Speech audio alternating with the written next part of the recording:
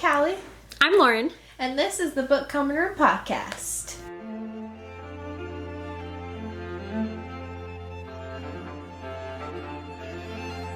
Welcome back, my friends. I'm so excited to further talk about Lord of the Rings in our spoiler-filled episode. I hope you guys... I always say this. I hope you guys liked the last one. Yeah.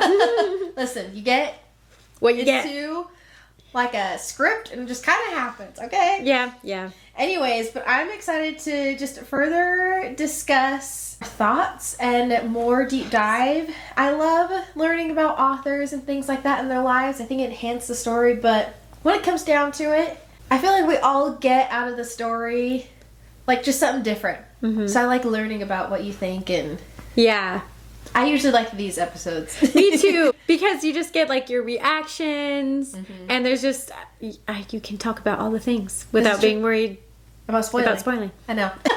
So Lord of the Rings is another funny one though, where if you don't know, then you've been living underneath a rock. There are quite a few people I've met who know nothing about Lord of the Rings. That's true. Lord of the Rings is still seen as like a pretty nerdy thing. Or like Harry Potter, I feel like, is more widespread.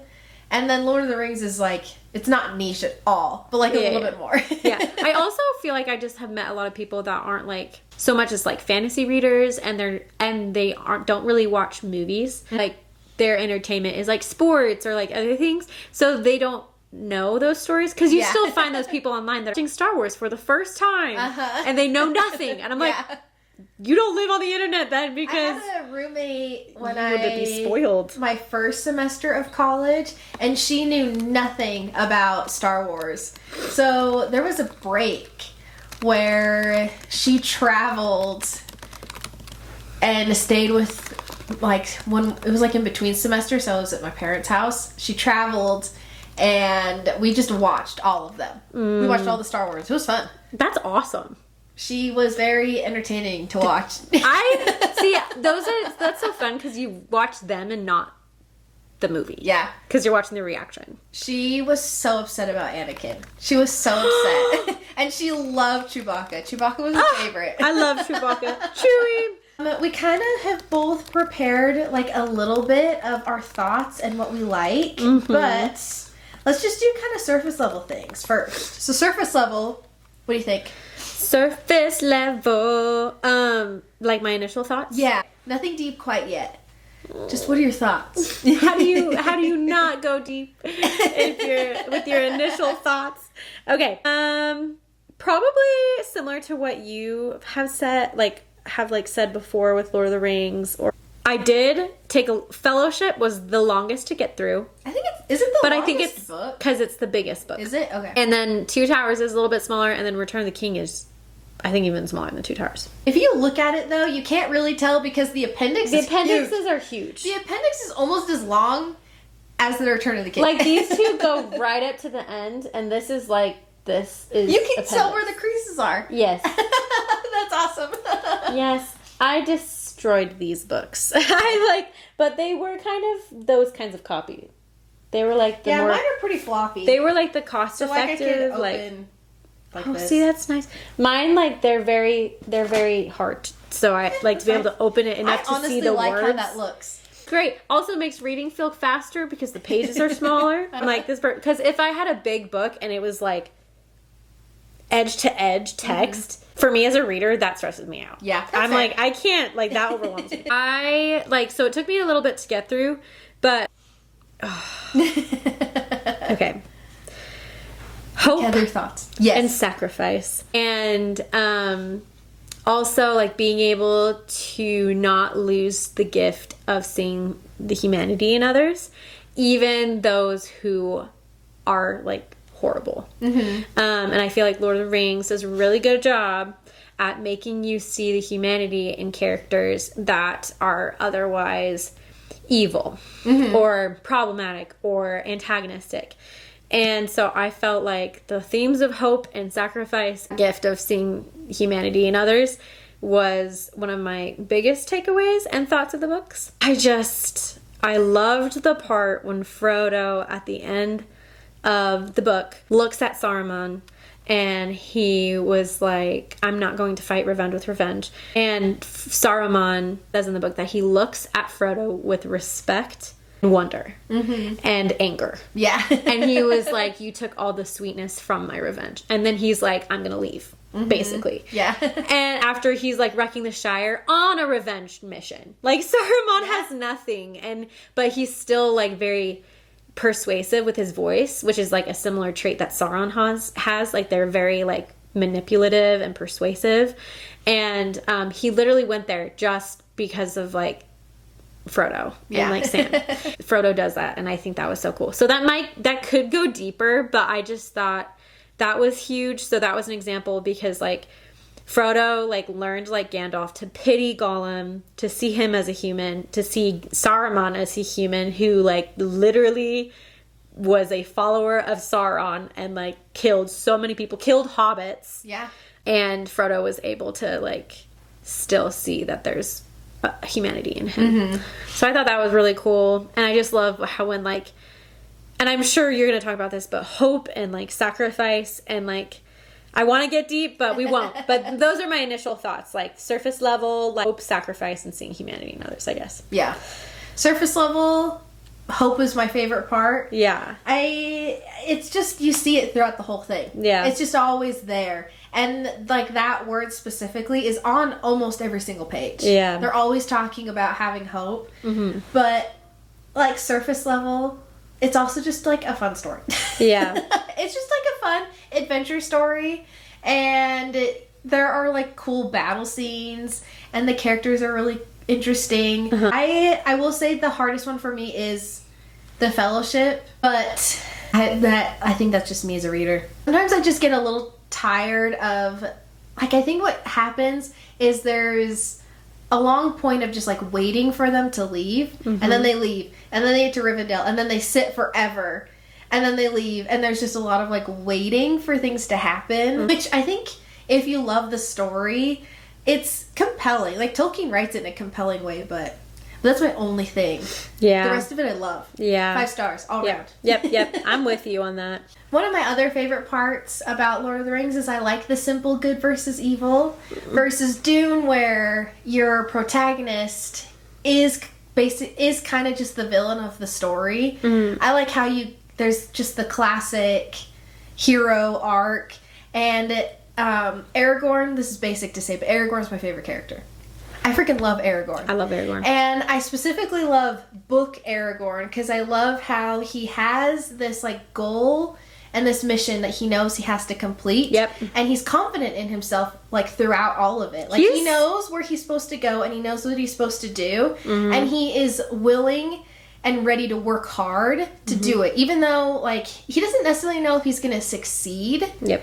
But he knows that it's what he's supposed to do, and that's what the right thing is, and I like that. I love that. That Aragorn is another character that they change a lot in the movies. Even though he's still great. Yeah, and everybody loves him. And they give him a character trait that people really like, which was his hesitance to being king.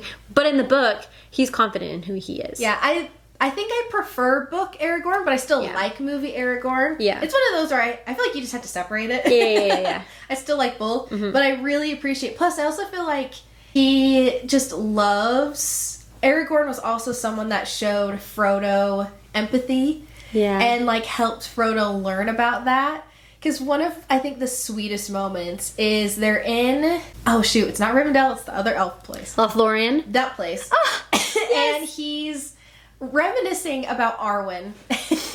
And he says Aragorn says something like, this is where, like, my heart is, or something like that. Was this Lothlorien, or was it, like, Weathertop, when they're, like, journeying? I'm pretty sure it's Lothlorien. And so he's, like, Okay. Yeah, I'm pretty sure. I could be wrong, but I'm, like, 98% sure it is. And Frodo, like, kind of interrupts him. And he could have been annoyed at Frodo and been like, hey, I'm having a moment here. But instead he turns around and he smiles, and it says, like, he holds Frodo's hand and they, like, walk off, and he, like, guides him.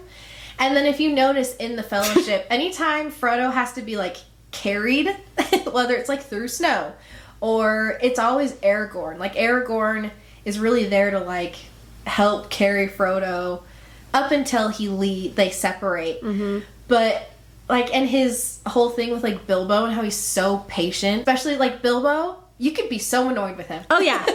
Oh, yeah. But he loves him. And I like how Tolkien has characters like that throughout. Yep. Where they are an archetype, but it's so powerful compared to other things. But that was actually one of my questions, was who's your favorite character? Favorite character. If you could choose. I said mine. I have a lot, but I think if I were to choose, I would choose Aragorn. I think it might change over time. Yeah. But I'm just, like, thinking, like, my visceral responses in the book and, like, who that was around most of the time. Mm-hmm. I think, honestly, it was the Hobbits. But the thing is, like, I can't pick one. Like, I just think maybe Frodo and Sam, but I love Aragorn. So Aragorn is up there. But I just feel like Frodo and Sam are just, I love their growth. Mm-hmm. I feel like Aragorn is such a strong character, and he definitely grows in a lot of ways. But I just felt very compelled. He, like, starts off strong. Yeah, so I felt more compelled by Frodo and Sam in this story because of how they develop. And I think it's just because, like, Aragorn has always known his whole life the mantle he has on his shoulders. Yeah. And he knows some, like, the shame of his ancestry, but also he's confident in who he is and who he needs to become and, like, where he needs to be. But I feel like with Frodo and Sam, they literally, like, were put into this position and then they took it. And I think that is just so powerful. So I would say, like, probably, like, the Hobbits, like Frodo and Sam. I do love the Hobbits. I just, like, at the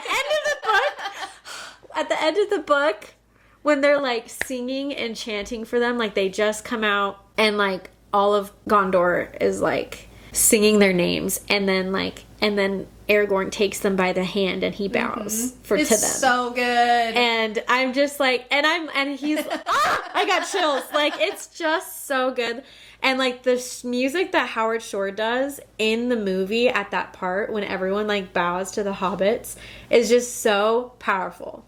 Because it's just, like, I just, like, I was crying, like, multiple times through this book. But just, like, these 4 little hobbits, like, left the comforts of their home to do something that they didn't fully understand, but they believed in. And they were scared, but they did it anyways. And there were times when there was literally no hope, but they kept going. And so, like, the hobbits are just, I wish, like, I could say how much, like, I don't know, I wish I had the eloquence of speech to describe to you how much I love the hobbits in the book. Well, and, like, they literally didn't know anything. Frodo knew the most out of all of them, but it's only because he had Gandalf giving him information. Like, he kind of knew at the beginning, and he mentioned that he's like, I don't think I'm coming back. Yeah. But nobody else thought that. Nobody else knew. Like, Sam overheard the conversation and fell through the window. Yes! And he just, like, it's another, like, archetype, but something, like, amazing about Sam is he is just noble. And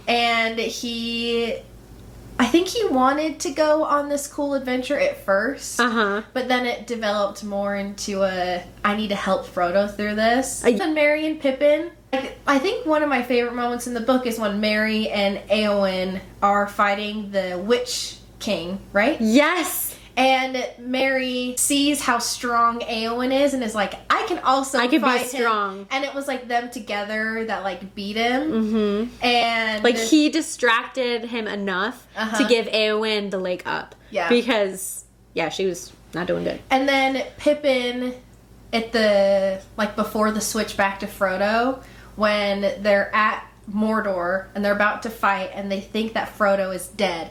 There's no hope to keep going. And Pippin literally is like, okay, I think I'm going to die right now. But I know I need to do it and there is no hope. And he's like, I go forward and then he gets hit and crushed. And he's like laying there like, and now I'm dead. But he took down a troll. He did. He freaking took down a troll. Like, Pippin knew he was going to die. Almost died, and then kills a troll. Yeah. It's insane. Well, and then Pippin's also the character that started off, and he's like, oh, there's a well over there. I'm going to throw a rock down. Yeah. You gotta love him. He's also, it's good to know that he's like literally a teenager. A teenager, yeah. But I do love it. Like, you can see that the hobbits really are, they're just like pure at heart. And I think they were really the only ones that could do what they did. Yeah. Like, the elves could have never have gone and, like, they would have succumbed to the power of the ring. Yeah. I'm and the humans. They also, Frodo, like, it's interesting in the book because the ring has this will. Mm-hmm. And it was like, Gandalf was like, I don't understand it, but it chose Bilbo. It chose Bilbo so it could get to Frodo. Mm-hmm. And I have no idea why. And, like, Frodo, though, like, as a character, he's the least greedy, the most curious of the hobbits. Like, of the hobbits, he's the most willing to go on an adventure. Like, it's so tender. Like, at the beginning of the book, he was like, I would give up everything so I could see Bilbo. Mm-hmm. Like, he's like, I don't care, like... And so his whole, without the ring, he was planning on going to Rivendell anyways. So, like, Frodo just was, like, perfect to be the ring bearer. And, like, you're right. Like, I think those hobbits were, like, the only ones that could really do it. Yeah. Even Gollum. Like, it was impossible to throw the ring into the fire. Like, it was impossible. Mm-hmm. Like, even Frodo couldn't do it. Yeah. But he was the only one that could get it that far. Yeah. And then Gollum also had to get the ring at some point and keep it for as long as he did. Yep. So that when he then does get the ring, he falls in the fire. Yep. But that never would have happened. No. If he didn't get it. So nope. I do think that I do like the kind of hints of there might be some sort of higher power within the Lord of the Rings world that Tolkien never really establishes. Yeah. But, like, things had to happen for it to all work. Yeah. And Frodo says something at the end when, like, the eagles are coming. He says that maybe Gandalf was right because Gandalf and Aragorn, like, they were hunting for Gollum, but before that, Gandalf let Gollum go. Mm-hmm. And he regrets doing that. But the thing is, he's also like, there have been so many opportunities for us to kill Gollum, but it never was, like, felt right.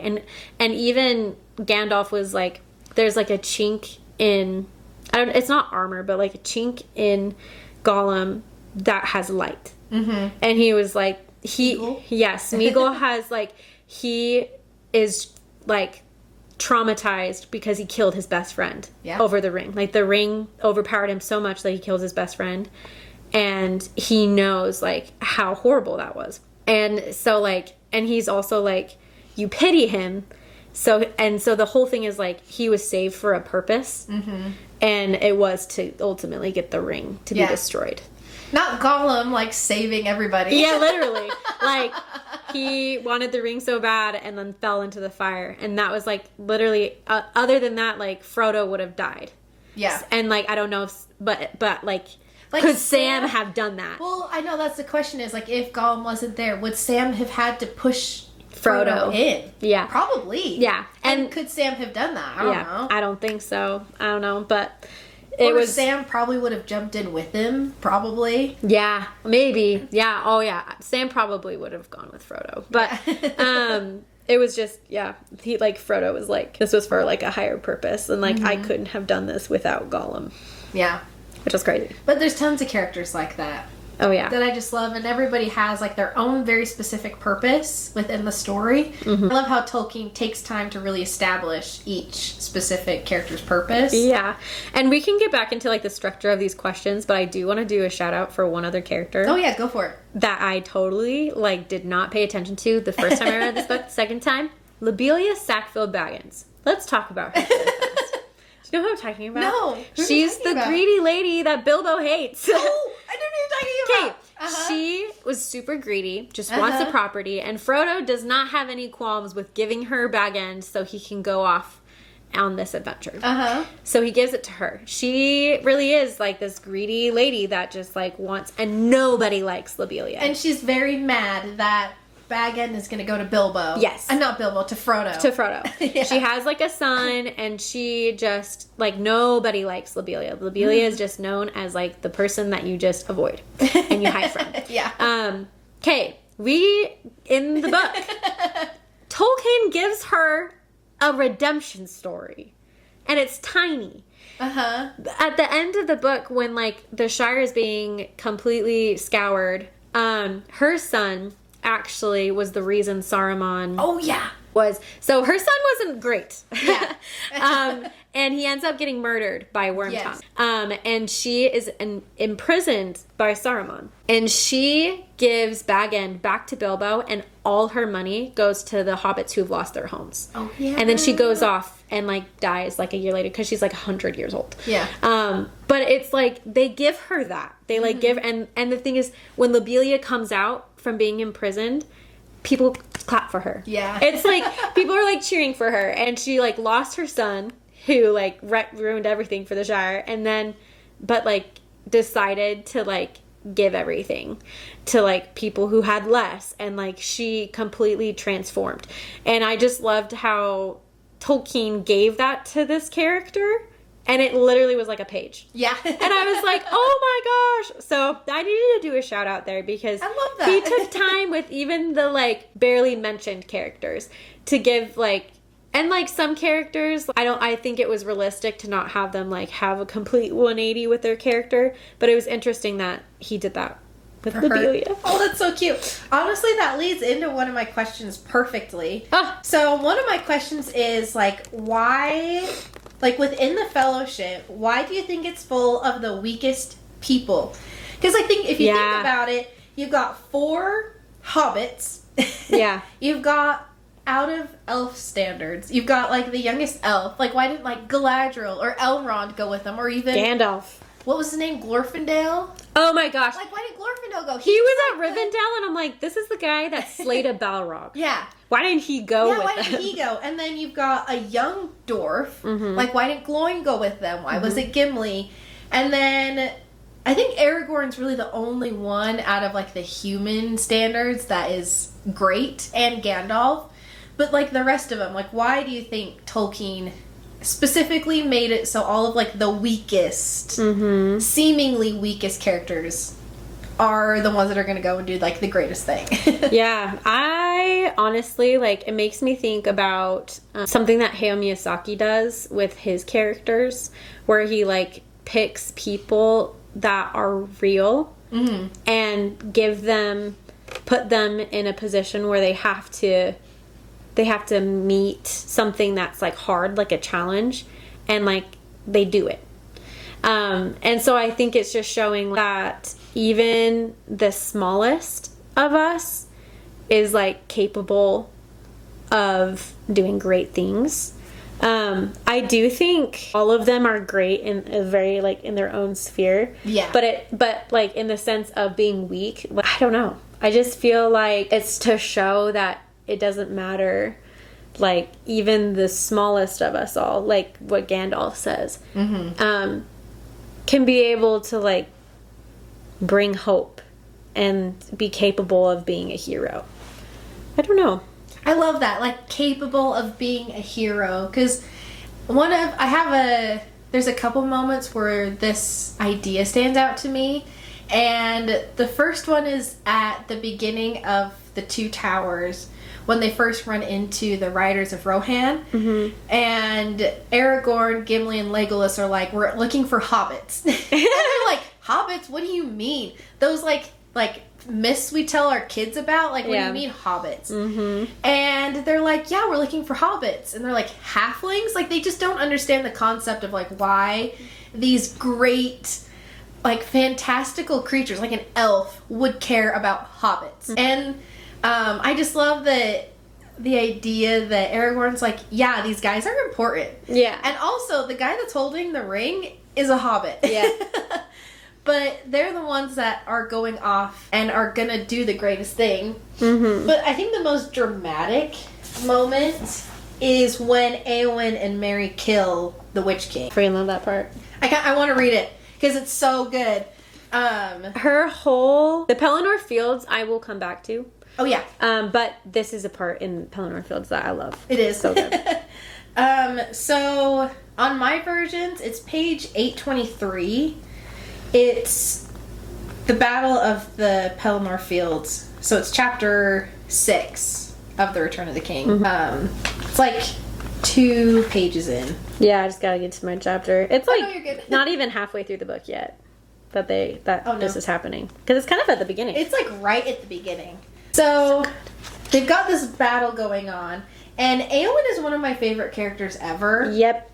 Before we get into this, I think this is the tangent that I was holding on to from last episode. One of my biggest with gripes the adaptation. One of my biggest gripes about the movie adaptation, it bugs me so much that Peter Jackson like dumbed down Éowyn's character, because I think there is an important thing to realize that Éowyn is a woman and not a man. And Tolkien, I think, does a really good job with their character distinguishing that and like the nuances surrounding that. But I still like how Tolkien does it versus in the movie. I feel like there's that scene where she's on that couch. She's like, oh, I'm sad. And Aragorn comes up and kneels down and is like, what's wrong? She's like, they're leaving me. I was like, what the heck? That's not how she is at all. She's not going to show weakness like that. Like, she would never do it. It just bugged me so much. Or, like, there's that scene in the movie where they're having a party and she's got this cup. And she's trying to flirt with Aragorn. So she gives Aragorn the cup and he drinks from it. That happens in the book, but it's different. She's begging Aragorn to take her with him. Be like, I want to go with you. Because she sadly did kind of fall in love with him. But I think it was more that she fell in love with the idea that he could take her on an adventure. It was... And, like, take her out of Rohan versus, like, necessarily him himself, because he's old. She also says that. Like, she says that she loved Aragorn because, well, one, like, the person he is, but also because he was going into the, like, she glorified battle. Yeah. She was like, I'm a shield maiden. I want to fight. And so she really glorified battle, and she knew Aragorn was, like, going to get her there. Yeah. And I think she really resented the men in her life that forced this role on her when she wanted to choose something else. Like, she wanted to be able to choose, like Aragorn and her brother did, to go out and to, like, help in other ways. Yeah. And I think she really resented that. Well, because she went. Well, yeah. She was like, I don't care. She was like, I'm going. Yeah. But I feel like in the in the book, when she's giving Aragorn the cup, it's like kind of a last resort. Like, please just take me. Here's an olive branch. Versus in the movie, it was like, I'm flirting. And I'm cute. And I want to see if you like me. So that's like my biggest gripe. So then in the movie, when you get to this point, when she says, I am no man, it is epic in the movie. Oh, yeah. It is epic. But I love it so much more in the book, because I feel like she's truly choosing what she wants to be able to fulfill. And then after this moment, she is then able to, like, really just be herself and figure out who she is. She chose what she wanted to do, did it successfully, and then she was fully able to, like, realize who she is and, like, what her purpose was. Yeah. And not be caged. It's like Jane. It's like Jane from Jane Eyre. In Jane Eyre, She doesn't want to be caged like a bird. Yeah. She had to leave first before she could figure out what was going on. Anyway, so I just loved that moment. And then her speech when the Nazgul is like... After he just wrecked Theoden. Right? Like, literally right after his dope speech. Yeah. Like, hinder me, thou fool, no living man may hinder me. I love that she laughs, too. Then Mary heard all sounds in the hour the strangest. It seemed that Durnhelm her laughed. Fake name. Éowyn laughed, and the clear voice was like the ring of steel. But no living man am I. You look upon a woman, Éowyn, I am Éowyn's daughter. Stand between me and my lord and kin. Be gone. I love how it's like she's just commanding. Yeah. There's no other way. There's no asking. If you be not deathless, for living or dark undead, I will smite you if you touch him. And then she freaking beheads the Nazgul, or the Nazgul's beast. Yeah, what are they called? I don't know. Whatever. Anyways, one of the many names. she beheads him, and then Merry comes in and stabs him. In the back of the knee. In the back of the knee. But I love it, because he looks at Éowyn and is like, if she can be brave like that, I can be brave like that. So then he gets up and he's like, I love the slow kindled courage of his race awoke. Okay, the thing is, like, when Christopher Tolkien is like, this isn't, like, suitable for adaptation, he made this so cinematic. Yeah. Like, this moment is very cinematic. Like, so many parts, though, because, like, it says, like, how her hair looks in the sun. And Mary is, like, she was, like, glowing like the sun. Mm-hmm. And, like... And so, and, like, how her blade was and her shield. And, like, so I'm just like, I don't know about you, but this feels like a movie. Like, this is cinematic. I don't know. Anyways. It's so good. But I love how, like, because she did it, he was strong. And then he went and he stabbed him. Yep. And so then, let's see here. I love this. Then, like, she still did not blench. Like, he's trying to, like, scare her off. The Witch King is. But she's not backing down. Yeah. Maiden of the Rohirrim. Yep. Child of King, slender, but as steel blade, fair yet terrible. A swift stroke she dealt, skilled and deadly. So that's when she cut it off. Yeah. Like, cut off the beast's head. And then the, like, Black Rider, or the Nazgul, comes down, and he, like, shatters her shield and breaks her arm. And so she falls to her knees. Mary comes and saves the day. Mary's sword had stabbed him from behind, shearing through the black mantle and passing up beneath the hauberk, and had pierced the sinew behind his mighty knee. He's so tiny. He is. That's all he can reach. He's probably even, like, reaching above his head. Like, yeah. And then his arm, like, goes numb. The blade shatters.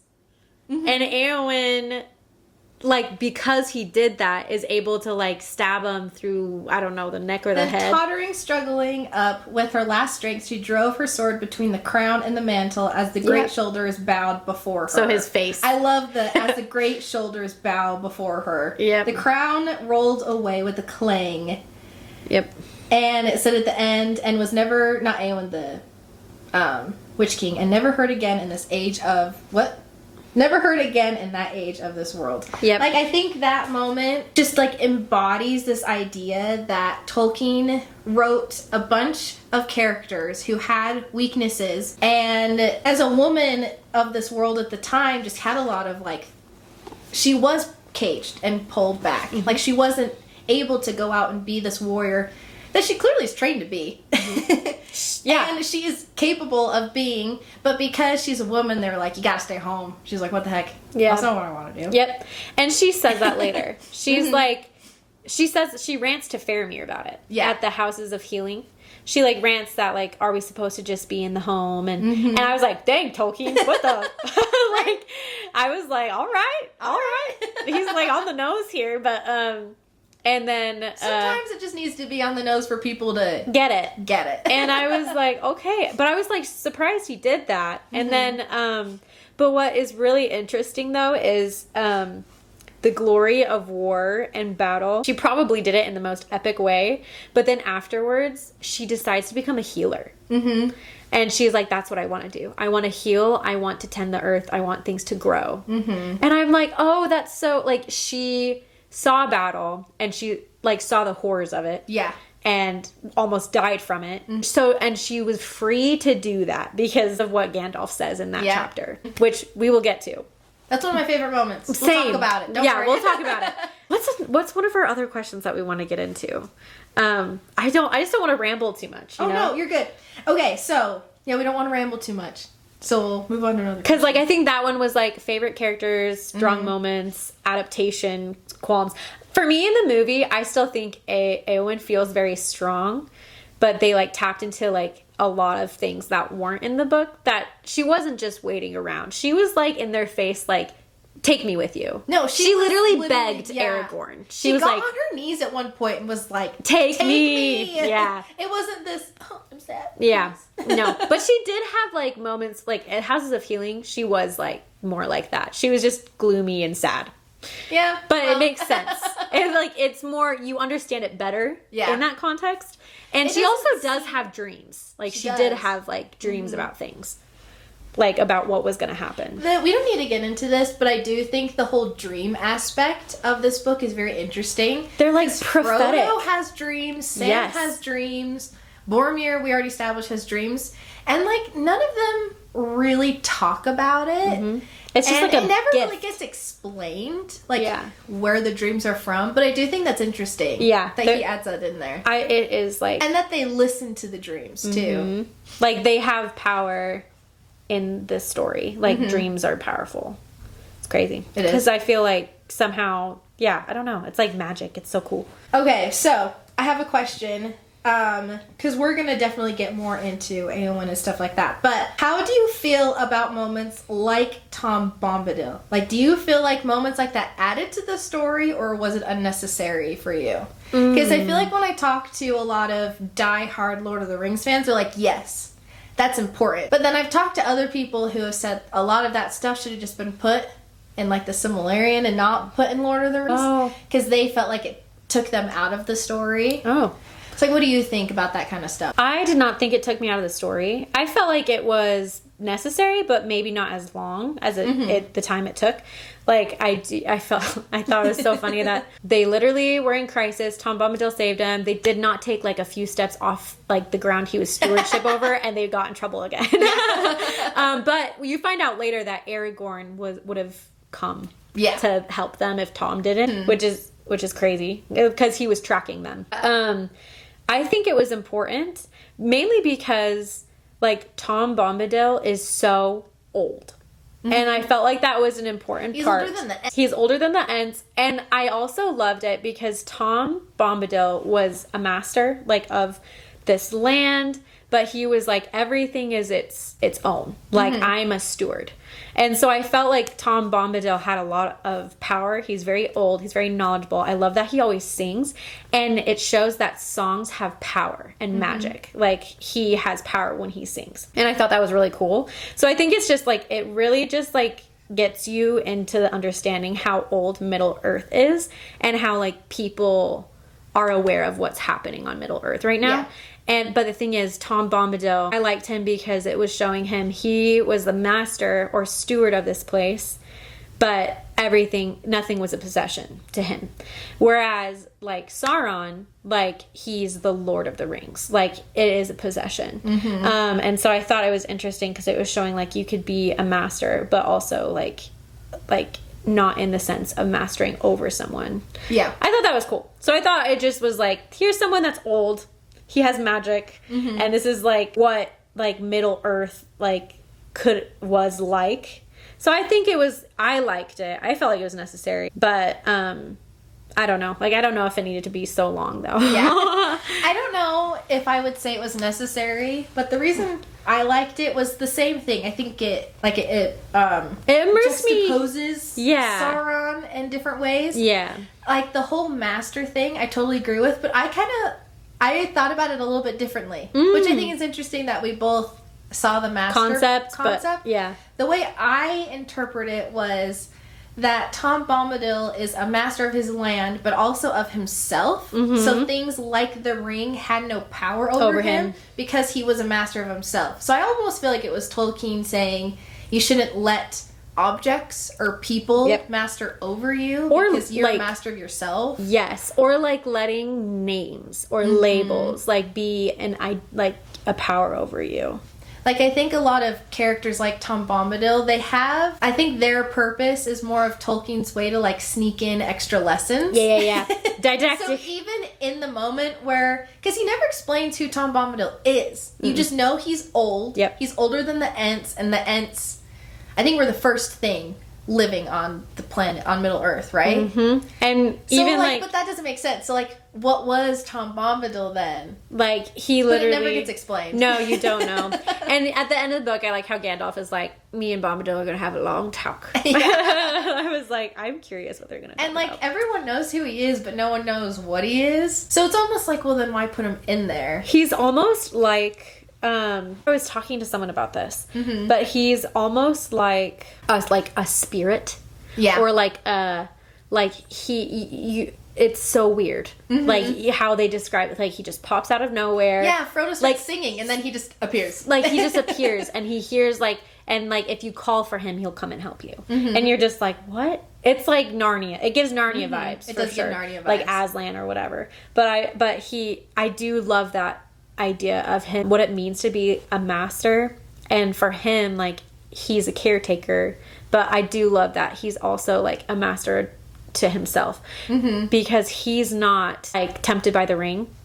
And that was like a huge thing. Like, Tom could have just held the ring. They did debate that in the council. Like, why can't just Tom hold on to it? Like, why can't Tom take it? Because, like, nothing will happen. But it just was like, I think it goes into Tolkien's, like, there's this inevitability of the ring needing to either, to be destroyed. I don't remember who said it.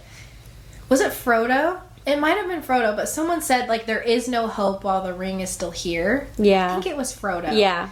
And so, like, if the ring just was with Tom, then hope would just never be fully present, because there's always going to be this great evil, like, looming over them that they had to get rid of. Yeah. And I think, along with, like, Tom, the other character I always questioned is Galadriel. Oh. Like, because she is, you meet her, but she doesn't really do anything. Like, within the Lord of the Rings, besides, like, shipping off the Fellowship, I feel like she just kind of exists. I felt like she was a huge part just because she was the hope they needed after Gandalf. And she never left them the rest of the book. Like, she would be there to help them. Like Sam couldn't remember what the song was, but he heard Galadriel. Like, he was remembering the song, so he knew how to light up the star of whatever, so he could fight Shelob. Yeah. And so I felt like, but she's also another, like, Tom Bombadil figure where she's just so old, and she doesn't really do a whole lot. Like, I don't know. I agree. I do think that she should be there. And yeah. But I feel like she's kind of another one of those characters where I question a little bit. Like, why do we spend so much her? time with this Like, lady? why couldn't Elrond have just been that for them at the beginning, and then just kind of shipped them off? Like, why did they have to go to another place with elves and meet another, like, Elrond type character? But I think it's because she is a woman. Yeah. That, like, Tolkien was able to write in this character who was, like, caring and does tap into that more feminine side that like, Eowyn doesn't necessarily show in the book, at least, that is important for Galadriel to have, like, the caring, nurturing. She's just kind and loving. Yeah. Like with Gimli. They didn't want Gimli to be there. But she was the one that was like, no, we need to welcome them, and I'm very happy he's here. Yeah. And he falls in love with her. Oh, yeah. He loves Galadriel. And it, like... biggest crush. And I love what her husband says, Celeborn, too, because he's glad Gimli's there, too, because he's like, it shows that there's hope for a better world, because our races never... worked well together. The elves and the dwarves. Legolas and Gimli's relationship. I love them. Like, honestly. The fast friends. Yes, Legolas and Gimli, like, they are bonded, like, forever after this. Yeah. Like, inseparable. Love them. And so I love that they did that, because it does, like, show, like, there's hope for better days. The way things have been is just dumb. And, like, it had to be, like, reevaluated when, like, they had a common enemy, I guess. Yeah. And I do think that's another, like, why they had to go to another place. Yeah. Because I think Tolkien really wanted you to understand that Sauron is the big evil, but there's other little evils out there that they have to destroy and get rid of. And, like, the prejudice is one of them. Yeah. This might be a little tangent. I'm going to say it anyways. But I think the other interesting thing about that moment is the moment with the ring, when Frodo tries to give Galadriel the ring. Oh, yeah. You should just do it. And Sam at one point is even like, why are they making us do this if she's all powerful? Yeah. But I think the other cool thing that Tolkien does is he tests every character with the ring. He tests them all. And if they pass or fail, like, predetermines what's going to happen to them. Because you've got Galadriel, who says no, and then she's like, I passed the test, and she's happy about it. But even before that, you've got Gandalf, who said no to the ring, and so he succeeded. And, like, Sam gave the ring back to Frodo, so did Bilbo, so they were able to go off to the Grey Haven. But the one person that failed was Boromir.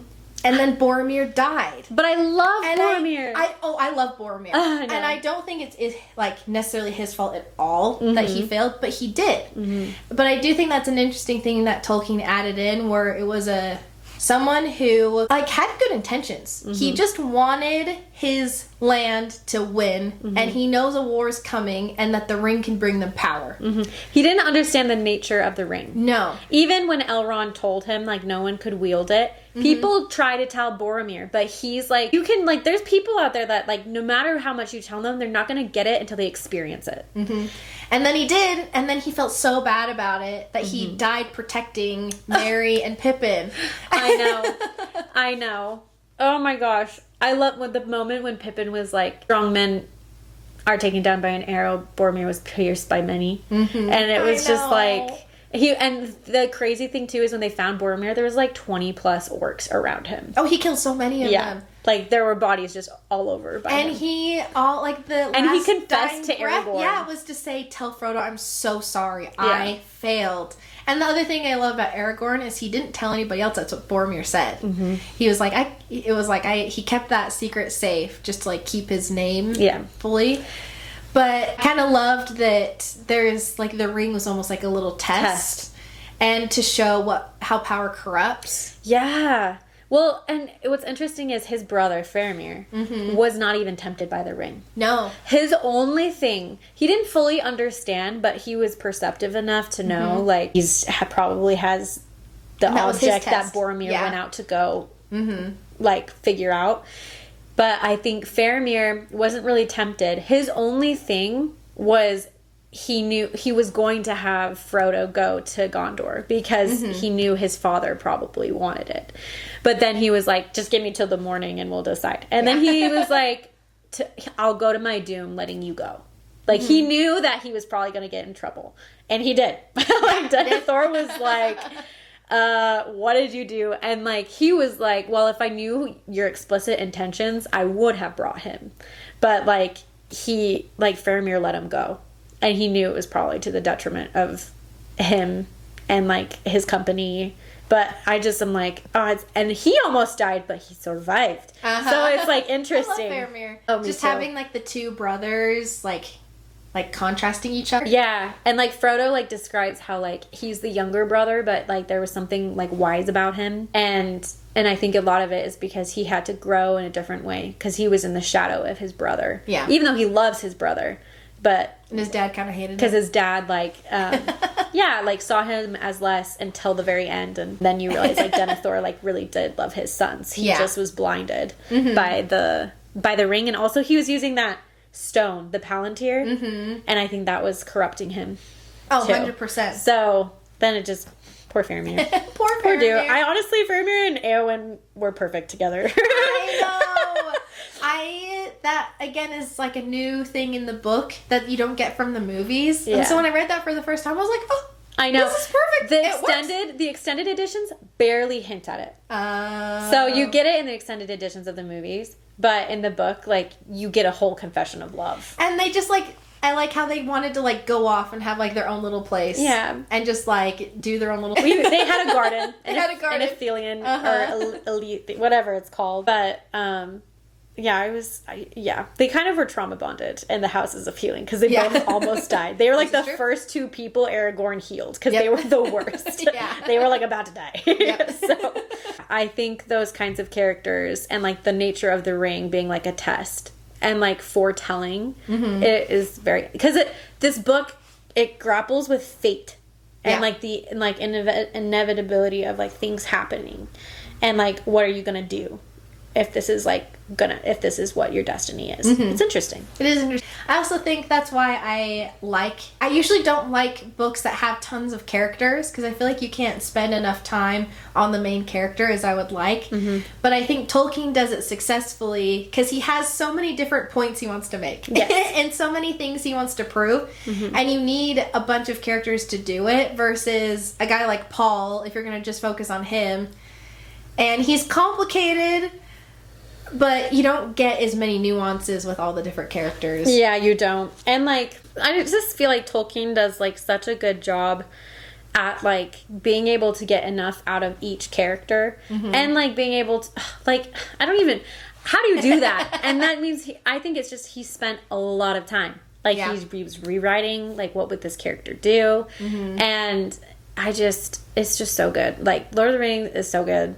It really is. Think every 8 years now I think I'm gonna do a big read or like 100%. If not more often. But I just am like this. It's a good series, and I think it. Oh, man, like it took me too long to read this book series. Honestly, I know it's okay. Okay, so I think this is going to be the last question to round us off. Yes, but what are your favorite moments from the book / like what's the all-encompassing takeaway for you of the series? Okay, I can answer this. So now we're going to deep dive into your favorite parts. Okay. Okay. Pelennor feels back into that chapter. Y'all, I was listening to this on my way for like a work meeting, bawling. Because it was like playing cinematic music, and it's just so powerful. Actually, I think I lied. I think it's in chapter Ride of the Rohirrim, and it's at the very end of the chapter. Okay. And it is Theoden rallying Rohan, like the riders of the Rohirrim. Iconic. And the thing is, when I read this the first time, totally blazed over this part. Because when I watch the movies, I'm like, man, see, you don't get speeches and cool epic moments like this in the book. Lies. You do. Everything is in the book, okay? Like, they did a good job with the screenwriting, but I will say Tolkien gave them everything. Yep. Like, they didn't have to do too much. Okay? All right. Here we go. So Theoden is rallying them. He goes, "Arise, arise, riders of Theoden, field deeds awake, fire and slaughter, spear shall be shaken, shield be splintered, a sword day, a red day, ere the sun rises. Ride now, ride to Gondor." And so they repeat that. Okay, this is the crazy part. His golden shield was uncovered, and lo, it shone like an image of the sun. And then it says, "And terror took the hosts of Mordor, and they fled and died, and the hosts of wrath rode over them. And all of the hosts of Rohan burst into song, and they sang as they slew. For the joy of battle was on them, and the sound of their singing that was fair and terrible came even to the city." And they're doing this knowing that they're probably all going to die. Yeah. And then Theoden literally gets wrecked right after this. I don't even think he got speared. I think his horse got speared and his horse crushed him. Which is so sad. And then Éowyn like saves the day, and we've already been through that. Okay, so that was like one of my favorite parts, but it leads into Éomer, who like realizes like we're gonna die, and now I'm the king. Yes. So, like, Éomer also has, like, this speech moment. He is seeing death everywhere. And so he, like, has to carry, like, the guy that had the banner and the king died. Yep. So him and this other guy now have the banner. And they're like, we're going to die, but we're going to fight. And he goes, "Death, ride to ruin, and the world's ending." And he cries that. And now, instead of the Rohirrim singing, like they were with Theoden, they cry death with one voice, loud and terrible, and gathering speed like a great tide, their battle swept about their fallen king and passed roaring away southwards. And so they kept going. Like I think there's something so sublime. I don't know a better word to say, but something sublime about people who know that there's nothing left. There is hope. There's no hope. Everyone is dead. They're like, what are you going to do? Like, I'm just going to die. Like, they continue to fight. And I always get chills at that part. Book or movie. Like, it's so powerful. So that, like, is one of my favorite moments, because I feel like there's several moments of that throughout the book where it's like, there is no hope, but they keep going. And so that's, like, favorite moment. And then all-encompassing, I think I would say, is there's, like, two things that kind of go together. And one of them is in the Two Towers. And Sam thinks Frodo is dead. And he, like, says, and it's at the very end, right before the chapter ends. It's on page 386 for me, but it's in chapter The Choices of Master Samwise, so it's the very end. It's literally, like, a couple pages from the end. But it's, like, he thinks Frodo is dead. And, I know what you're talking about. And he's, like, literally, like, going through his head what he should do. He was, like, "What me alone go to the crack of doom and all." And then, "What me take the ring from him, the council gave it to Frodo. But the answer came at once, and the council gave him companions so that the errand should not fail. And you are the last of all the company. The errand must not fail. And so he was like, I wish I wasn't the last. I wish old Gandalf was here. So he's like, anybody else. But he's like, he's like, and it's not for me to go taking the ring, putting myself forward. But I haven't put myself forward. You've been put forward. And as for not being the right and proper person, why Mr. Frodo wasn't, as you might say, nor Mr. Bilbo. They didn't choose themselves.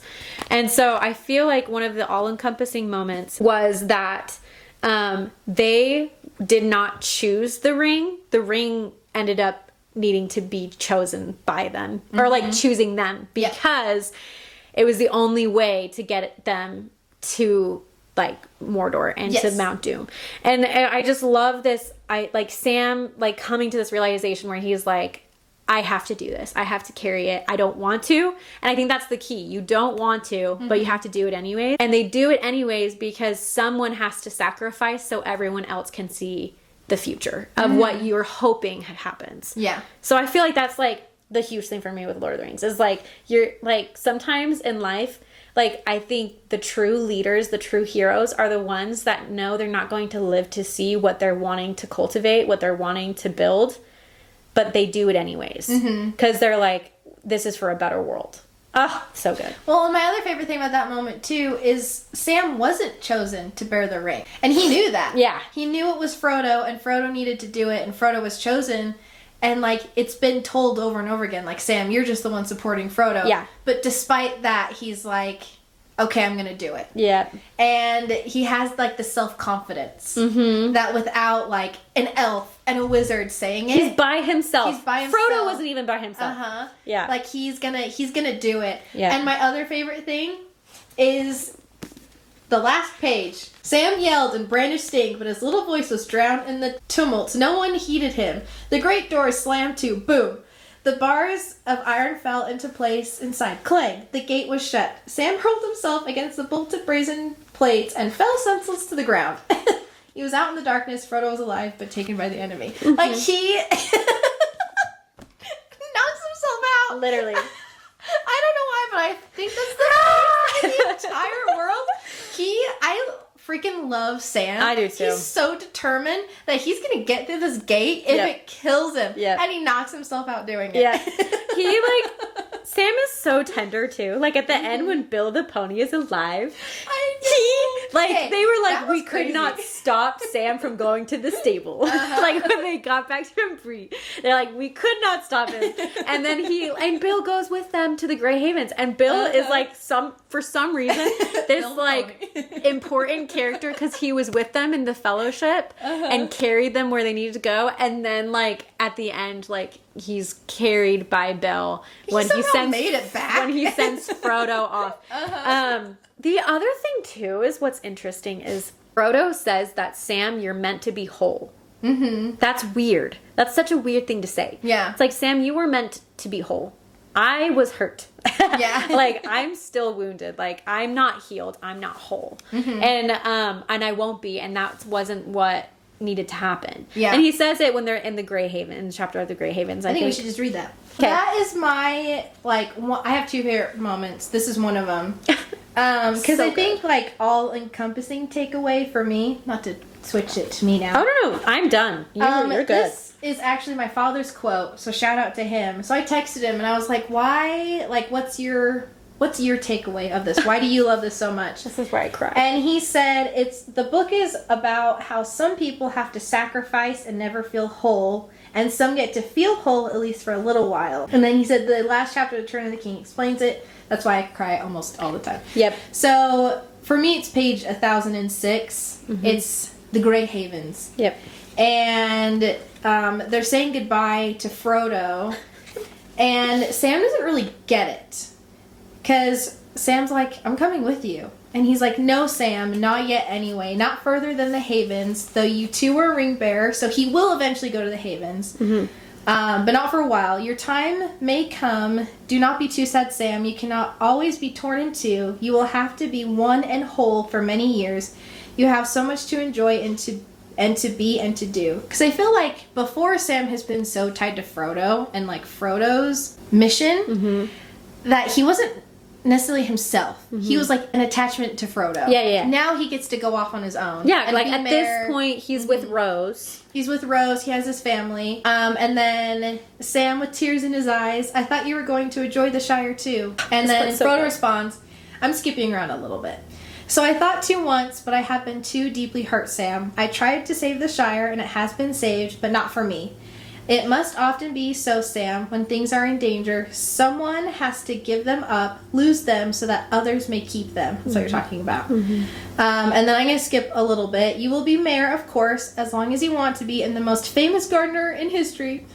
And you will read things out of the Red Book and keep alive the memory of the age that is gone, so that people remember the great danger and so love their beloved land all the more, and that will keep you as busy and as happy as anyone can be as long as your part of the story goes on. I don't know. I love that moment because Frodo literally gave all of him to do this. He had nothing left. Like, there wasn't anything left for him to do but continue on to the Grey Haven. And when I read it the first time, I also didn't really get it. I was like, okay, is it like heaven? Yeah. Like, I didn't. And I still don't really know all of the history behind the Grey Havens because it's not death per se. Yeah, it's like, it's where the elves go. And it's weird because Merry and Pippin, they don't go. No, because they weren't were ring never bearers. ring bearers, yeah. So it's just, I don't know, like, it's weird too because Frodo dreamt this moment at Tom Bombadil's place. Yeah. He had a dream about getting on the white sails of the boat and the silver glass, the white shores. And like, which is crazy because that was like the beginning of his mission. Yeah. And so it was like full circle, like Frodo was like, I remember this, like dreaming this. And it made the whole book feel like it was a dream. Yeah. Because they did it. It's so good. But I don't get Are the Grey Havens.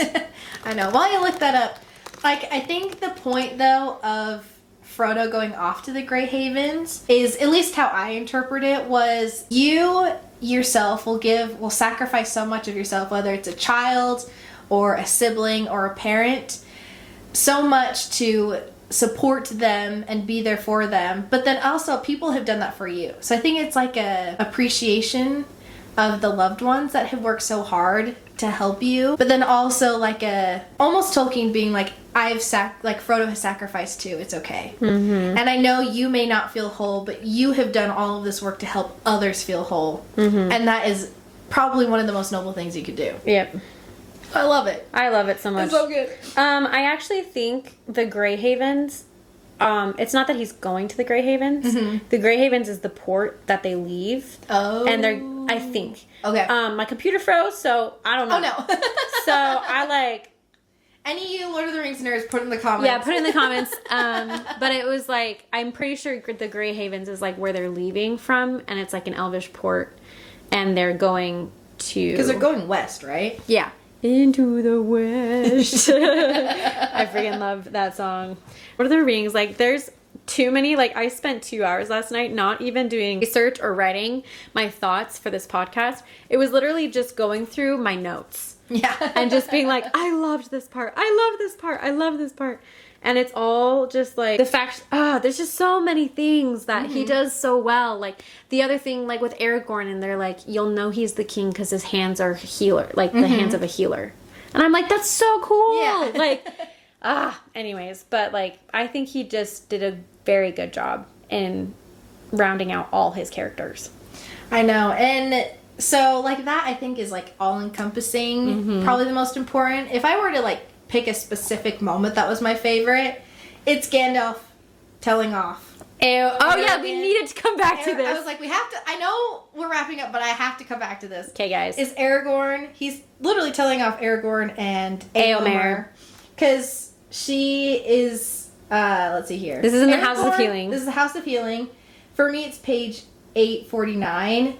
Aragorn has like just healed her, and Éomer is like, why did she do this? And he's mad. He doesn't get it. And Aragorn, I think, kind of understands. He feels more bad. than Éomer, but not really. He's still feeling bad by the fact that he knows she loves him. Yeah. And he left her. Yeah. And he was like, no, you're not coming with me. I have to ask permission from Theoden. Yeah. And he's not here, so bye. Yeah. So, and I think they just, like, the men of the story just aren't really quite getting it. But I kind of love that Gandalf gets it. he's like, you fools. Oh, so good. So Éomer says, he basically calls her a fair maiden and compares her to a flower. And how she's just like a white flower standing straight and proud, like a lily. And I think he's giving her a lot of, like, she's dainty, and, like, she shouldn't have gone out to battle because she's just... And he's like, seeing her as an older brother. It's an older brother, and I don't think it's necessarily a bad thing, but he's not seeing her for who she is. And it's, like, sort of Kaigen. Yes. Anyways, and then Gandalf comes in, and he's like, my friend... Literally. You have horses and deeds of arms and free fields, but she, born in the body of a maid, had a spirit and courage, at least the match of yours. Yet she was doomed to wait upon an old man whom she loved as a father, and watch him failing into a mean, dishonored dotage. And her part seemed to her more ignoble than that of the staff he leaned on. Literally, she felt like she was less than the staff he used to, like, lean on. Like, she felt less than that. And the thing, too, is, like, she always talks about how she doesn't want to be caged. So you read that, and she just felt her world closing in on her. And she didn't have what Éomer had. She didn't have a Rohirrim she could just leave with. Like, that was loud clap, sorry about that. She didn't have a Rohirrim that she could just leave with. She didn't have, like... And so, like, you understand why she's, like, so... like, against being in a cage is because she literally was in one. And also Gandalf, like, praises Éowyn because he's like, Grima was probably, like, saying things to her too. Yeah. But it wasn't, she didn't fall like Theoden did. Yeah. The king. The king. So then just to continue on, so yeah, Gandalf continues and says that, and then Aragorn responds, and he's agreeing with Éomer. He's like, yeah, I saw what you saw. I am also wrong, basically, is what he's admitting. And he says, and yet, Éomer, I would say that she loves you truly more than me, for you she loves and knows, but in me she loves only a shadow and a thought, a hope of glory and great deed in lands far from the fields of Rohan. I have maybe the power to heal her body and to recall her from the dark valley, but to what she will awake, hope or forgetfulness or despair, I do not know. And if to despair, then she will die. Which I think is crazy. Like, if she wakes up and she's still sad, like, she's just gonna die. Yeah. Unless other healing comes, which I cannot bring, alas, for her deeds have set her among the queens of great renown. Yeah. I love that. Like, set her among the queens. Like, she has to come back and find hope for herself to, like, keep going. Because if she has this moment and then comes back and then is forced back into this cage, she's just gonna die. Yeah. Like, she's not gonna be able to keep going. But because her brother and Faramir, like, kind of help her along in finding hope, she's able to become herself. And then she can choose and not be in a cage. Yeah. And I love that. I love that. And also, like, Faramir helps her find that hope because he's trying to find that hope again, too. Well, because he was supposed to be... Because Boromir's dead. He's the steward. He was supposed to be the steward. Yeah. And, like, basically rule over Gondor and Arya. And he technically was steward. They're like, he's in the House of Healing. Yeah. But because Aragorn is going to become king, he's not needed really anymore. No. So he's like, well, what am I supposed to do now?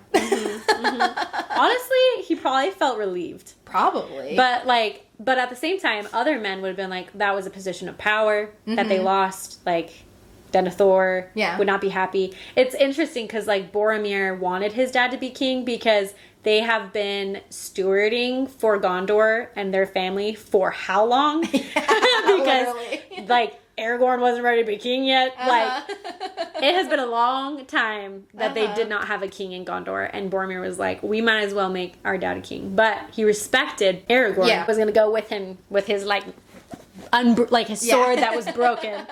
And Faramir was like, he found a new hope and found it with Éowyn, which is so sweet.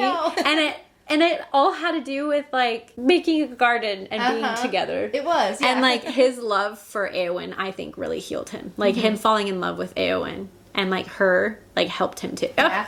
So and tender. I've heard some people who didn't like that she, like, thought that that was just another cage she was forced into.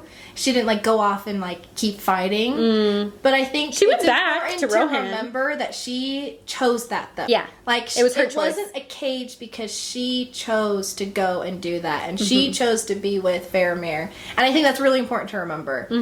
And, like, because she didn't have to be this great hero. She doesn't have to be Galadriel and have this past of, like, fighting. She is just who she is. And, like, that is what is supposed to happen. And she'll still be, like, a shield maiden. Like, she freaking killed, a Nazgul. Yeah, she killed the Witch King. Like, that's gonna be a song for the histories. I was about to say. In the book.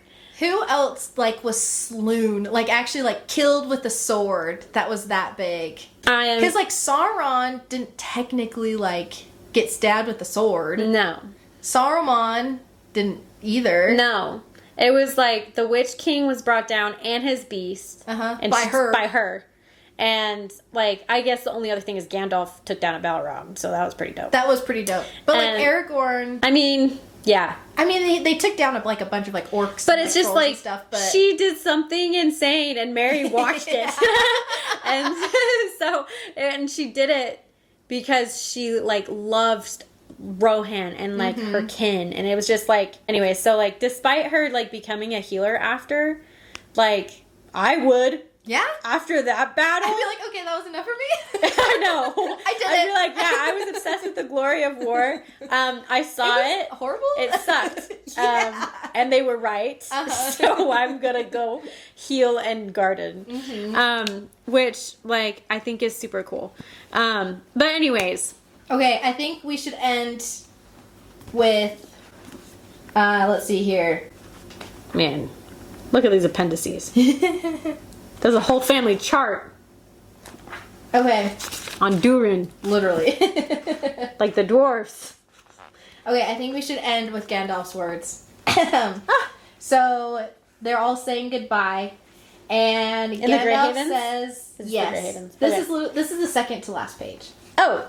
Stand by. Okay, go for it. Well, here at last, dear friends, on the shores of the sea, comes the end of the fellowship in Middle-earth. Go in peace.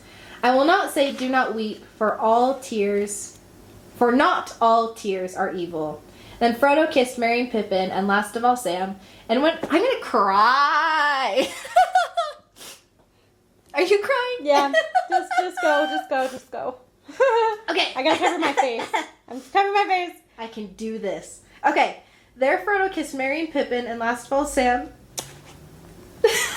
If I was reading this, I'd be more emotional, so I'm glad you're reading it. Okay. Edit, cut, start. Okay. Then Frodo kissed Merry and Pippin, and last of all Sam, and went abroad. The sails were drawn up, and the winds blew, and slowly ship slipped away. I can't see through my tears. Down the long grey firth, and the light of the glass of Galadriel that Frodo bore glimmered and was lost. And the ship went out into the high sea and passed on into the west. And at last, on a night of rain, Frodo smelled a sweet fragrance on the air and heard the sounds of singing that came over the water. And then it seemed to him that, as in his dream in the house of Bombadil, the grey rain curtain turned all to silver glass and was rolled back, and he beheld white shores, and beyond them a fair green country under a swift sunrise. But to Sam... the evening deepened to darkness as he stood in the haven, and as he looked at the great sea, he saw only a shadow on the waters that was soon lost to the west. There he stood far into the night, hearing only the sigh and murmur of the waves on the shore of Middle-earth, and the sound of them sank deep into his heart. Beside him stood Merry and Pippin, and they were silent. At last the three companions turned away, and never again looking back, they rode slowly homewards, but they spoke no word to another until they came back to the Shire, but each had great comfort in his friends on the long grey road. At last they rode over the downs and took the east road, and then Merry and Pippin rode on to Buckland, And already they were singing again as they went, but Sam turned to Bywater, and so came back up the hill as day was ending once more, and he went on, and there was yellow light and fire within, and the evening meal was ready, and he was expected, and Rose drew him in and set him in his chair, and put little Eleanor upon his lap. He drew a deep breath. Well, I'm back, he said. And then it ends! I just love that, how it ends with Sam home. Like, he went on this large He was adventure, able to go back. and he was able to go home and just, like, have his garden. But because he sacrificed, he was able to do that. Mm-hmm. And, like, have, like, a full life because of what Frodo did. Oh, my gosh. Which is so good. Frodo. Like, you are amazing. What a legend. What a legend. And, like, just so good. Like, that whole... I also just love how tender Sam and Frodo's relationship is. Mm-hmm. Like, I love when, like, Frodo isn't, like he's... Something's happening, he's unsure. Like, Sam would grab his hand. I know, I love he that. needed someone to ground him and know that he's not alone and that he's there. Sam, that was the first time he couldn't follow Frodo. Mm-hmm. Like, he couldn't go with him. No. And so, and Frodo was like, you can't just be two halves. You need to be a whole now. Mm-hmm. And like one day you will take this journey. Mm-hmm. It's so good. Also, Gandalf said it was okay to cry. So. Yeah. Girl. Okay, you guys. I couldn't vouch for Lord of the Rings. Even there has not been a book that we've read so far that I just am like not excited for. I feel like every book I'm like, I really hope people learn to love to read with this book. I know. And I think Lord of the Rings for people is a really, really good one. Yeah. I have heard so many stories of people say that they really discovered their love for fantasy specifically with Lord of the Rings. I think you just also gotta, like, if you open it and you're like, I already know that I'm not gonna like this, don't read it. Like, yeah. But also, like, give it a chance. Because sometimes when I read critics' responses, I'm like, I don't know if you read it. I know. I feel the same thing. It's like, did we read the same book? Like, I'm like, I don't know if we read the same thing. Because, like, I got the opposite, like, effect from the series. So, like, we really hope you enjoy this book series. And, like, you guys, we did it. If you needed an audio book, that's fine. Because that's what I did. Like, there was no way I was finishing this in time. So, anytime I was driving or on a walk, I was listening. Yeah. I was, like, following along my book because there's too many places that I was going to miss taking notes in if I only listened to it. So, anyways, thank you guys for joining us. You did it. You finished it. And next, we don't know yet. Okay, sorry. No, you're good.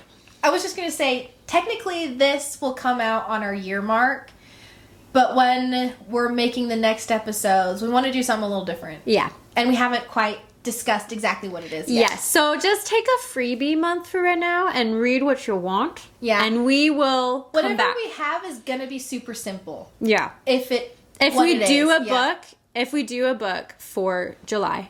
For July. It will be not because we just read Hunger Games, we just read Dune, we just read Lord of the Rings. We put you through it. So it'll be chill. Yeah. If not, like, I think we're gonna pull it back a little. Yeah. But we're really excited for what we have coming. And I hope it's more engaging for our audience.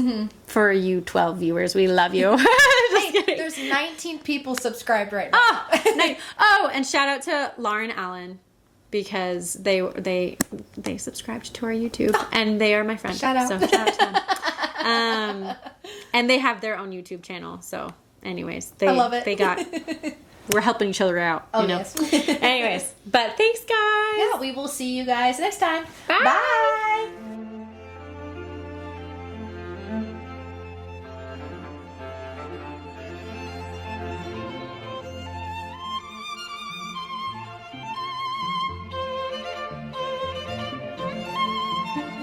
You burp.